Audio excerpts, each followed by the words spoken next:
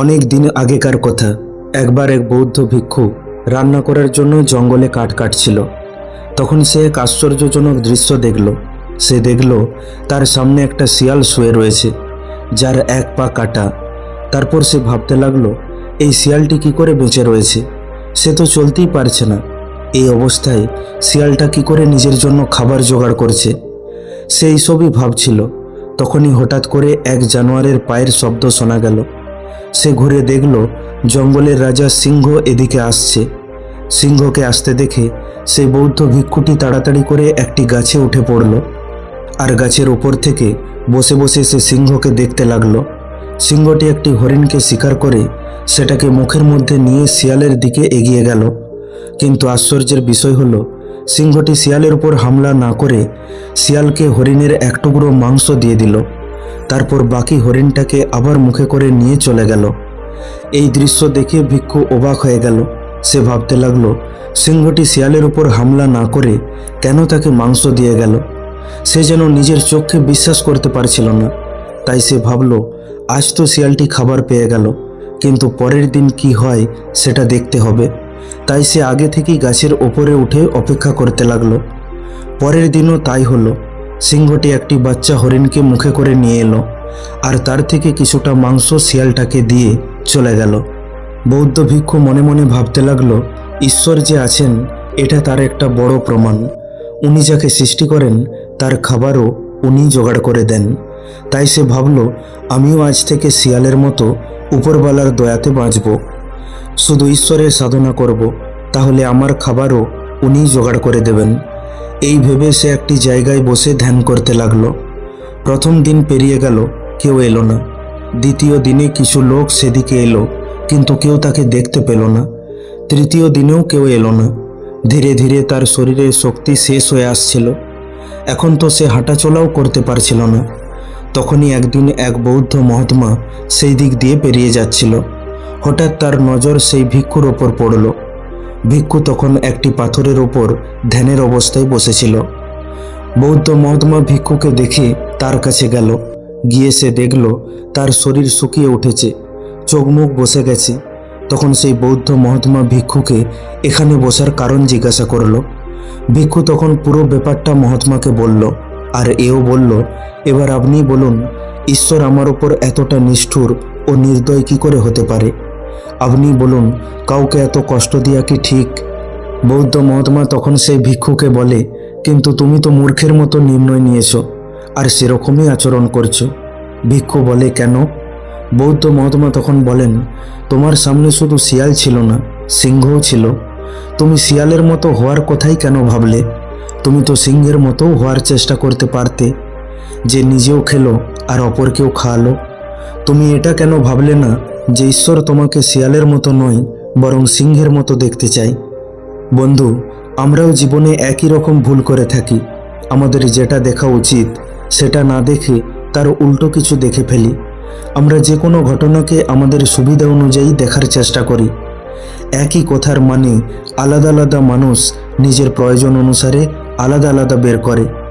বেশিরভাগ মানুষ অলসতার কারণে এমন কাজ করতে থাকে যেটাতে সব থেকে কম পরিশ্রম লাগে। এই ধরনের মানুষেরা নিজের ক্ষমতার সঠিক ব্যবহার করতে পারে না।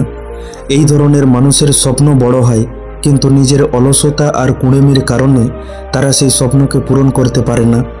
কারণ তারা নিজের লক্ষ্যকে অর্জন করতে প্রয়োজনীয় পরিশ্রম করে না। এরা নিজের কমফোর্ট জোনেতেই আটকে থাকে। বন্ধু, সফল হওয়াটা একটা চয়েস। তার জন্য নিজের অলসতাকে দূর করা একটা চয়েস। তার জন্য পরিশ্রম করা একটা চয়েস। আমরা সময়কে বরবাদ করব না তাকে সঠিক কাজে ব্যবহার করব, এটা সম্পূর্ণ আমাদের উপর নির্ভর করে। এটা আমাদের নিজস্ব ব্যাপার। আমরা সারাদিনে আমাদের জন্য কি নির্বাচন করব সেটা সম্পূর্ণভাবে আমাদের দৃষ্টিভঙ্গির উপর নির্ভর করে। বন্ধু, আমাদের প্রত্যেকের মধ্যে কিছু না কিছু এমন গুণ থাকে যা আমাদের সফল বানাতে পারে, কিন্তু আমরা এখনো পর্যন্ত সেই গুণটাকে খুঁজে উঠতে পারলাম না। আর এর সব থেকে বড় কারণ হলো আমাদের দৃষ্টিভঙ্গি। আর আমাদের এই দৃষ্টিভঙ্গি তৈরি হয় আমাদের আশেপাশের পরিবেশ থেকে আর পারিপার্শ্বিক মানুষের চিন্তাভাবনা থেকে। আপনি কখনো ছোট বাচ্চাকে লক্ষ্য করে দেখেছেন? যখন বাচ্চা ছোট থাকে তখন মানুষের চিন্তাভাবনা তার উপর খুব একটা প্রভাব ফেলতে পারে না। আপনি যদি কোনো বাচ্চাকে বলেন যে তুমি এটা করতে পারবে না, তখন সে বলে হ্যাঁ আমি পারবো, আর তার এই আত্মবিশ্বাস তার ভিতর থেকে আসে। আপনি কখনো লক্ষ্য করে দেখলে বুঝতে পারবেন ছোট বাচ্চারা তাদের সামনে আসা বাধাকে চ্যালেঞ্জ হিসাবে দেখে আর নিজের সম্পূর্ণ ক্ষমতা এবং সাহসের সাথে সেটার মোকাবিলা করার চেষ্টা করে। কারণ তখনও তার মধ্যে কেউ এই ভুল ধারণাটা ঢুকিয়ে দিতে পারেনি যে তুই এটা করতে পারবি না, এটা খুব কঠিন, তুই এই সমস্যার সমাধান করতে পারবি না। কেউ তাকে এটা বলেনি যে তোর থেকে তোর সমস্যাগুলো বড়, এগুলোকে তুই হারাতে পারবি না, এগুলোর সাথে তুই জিততে পারবি না, জীবন খুব কঠিন। না জানি এরকম কত কথা মানুষ আমাদের ভিতরে ঢুকিয়ে দেয়। যখন কোনো বাচ্চা চলতে শিখে তখন সে বহুবার পড়ে যায়, কিন্তু কোনো রকমের আফসোস ও ভয় ছাড়া প্রত্যেকবার পুনরায় উঠে দাঁড়ায় আর চলার চেষ্টা করে। কারণ তখন কেউ তার মধ্যে এই ভয় ঢুকিয়ে দেয়নি যে পড়ে যাওয়া বা ব্যর্থ হওয়া খুব খারাপ, এর জন্য লজ্জা পাওয়া উচিত। কেউ বলেনি ব্যর্থতাকে তোমার ভয় পাওয়া উচিত, বরং তাকে সেই সময় এটাই বলা হয় যে বেটা আবার চেষ্টা করো, তুমি পারবে, তুমি কেবল চলতে নয় দৌড়াতেও পারবে। আর সময়ের সাথে সাথে বাচ্চা সত্যি সত্যি দৌড়াতে শিখে যায়। কিন্তু এই বাচ্চাটি যখন বড় হয়ে ওঠে তখন আশেপাশের এই মানুষগুলোই তাকে বলে তুই এটা করতে পারবি না, এটা তোর দ্বারা হবে না, বড় বড় স্বপ্ন দেখিস না, কারণ ওগুলো পূরণ হয় না। আর ধীরে ধীরে সেই বাচ্চাটাও এটা স্বীকার করে নেয় আর সেও তাদের মতোই একজন হয়ে ওঠে।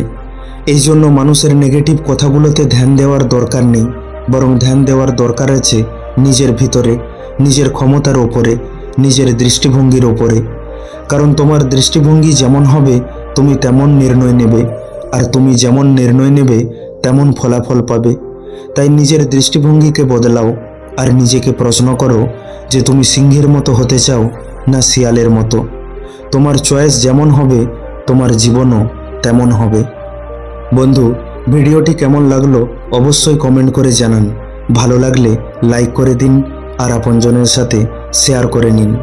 আর প্রতিনিয়ত এই রকম শিক্ষামূলক ভিডিও পেতে এখনই আমাদের চ্যানেলটিকে সাবস্ক্রাইব করে পাশে থাকা বেল আইকনটিকে দাবিয়ে দিন, যাতে আমাদের প্রত্যেকটি ভিডিও সবার প্রথমে আপনার কাছে পৌঁছায়। খুব তাড়াতাড়ি ফিরে আসব অন্য একটি শিক্ষামূলক ভিডিও নিয়ে।